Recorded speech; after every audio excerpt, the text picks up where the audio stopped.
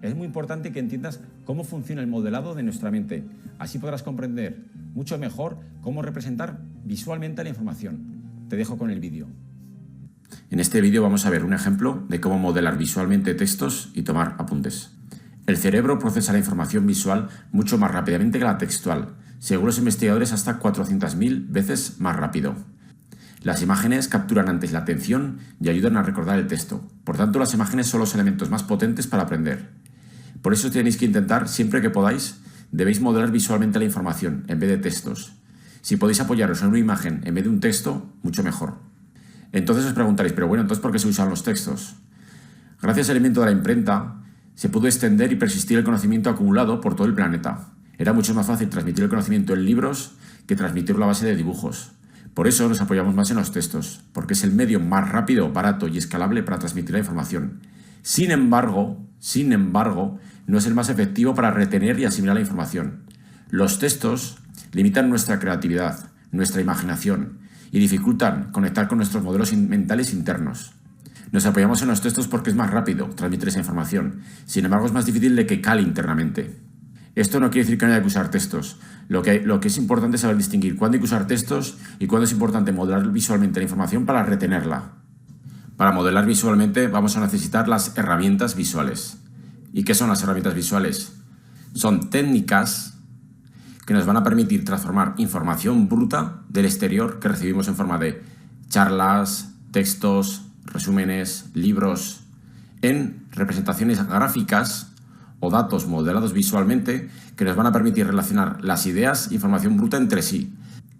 Los datos que recibimos del exterior no siempre se modelan de la misma forma. Hay que pensar en el objetivo que buscamos de esos datos. En función del objetivo que queremos de esos datos, deberemos modelar la información visualmente con una herramienta u otra. Para entender un poco este proceso vamos a usar una analogía que es la siguiente. Imaginaros que vosotros queréis construir una catedral, ¿verdad? Entonces tendréis una serie de ladrillos, una paleta, cemento.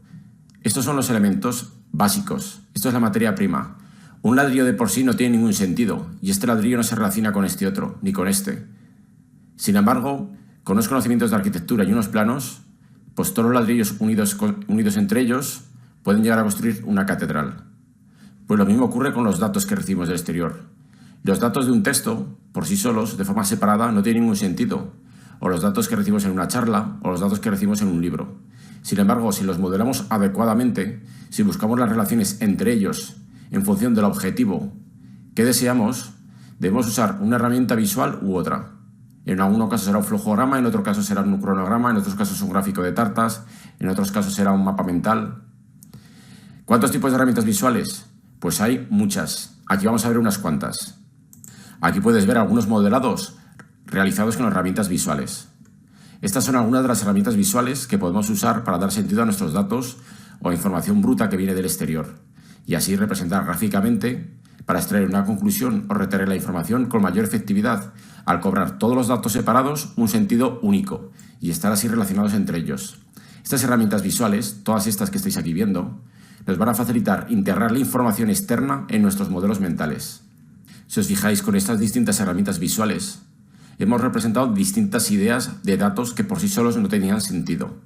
Aquí podéis ver un gráfico de tarta para representar la relación de distintas magnitudes entre ellas, un mapa mental para mostrar visualmente una jerarquía de ideas. Aquí es una jerarquía de posiciones, de puestos, para ver las dependencias entre ellos. Aquí vemos una gráfica lineal para ver la evolución en el tiempo y cómo acumulan unas respecto de las otras. Una escala multieje para ver distintos factores de un producto de una forma más visual, de un vistazo. Aquí tenemos un mapa de calor para ver de forma visual la relación entre dos factores. Aquí tenemos un cronograma para ver algo en la evolución de un tiempo. Aquí vemos una toma de decisión para ver las consecuencias de tomar una decisión u otra, cómo podrían variar. Aquí vemos un diagrama de transición para ver cómo los distintos elementos interaccionan entre ellos. Estas solamente son unas pocas herramientas. Hay muchísimas más que podemos usar para clasificar y organizar datos, pero necesitaríamos muchos más vídeos para entrar en detalle.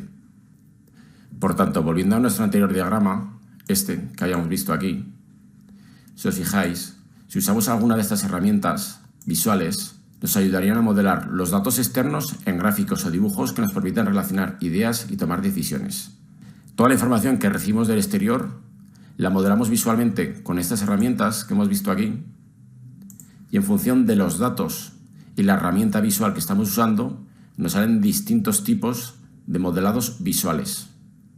Entonces hay que distinguir la información bruta del exterior, que viene en forma de resúmenes, libros, textos, charlas, las herramientas visuales que usamos, el proceso de modelado visual.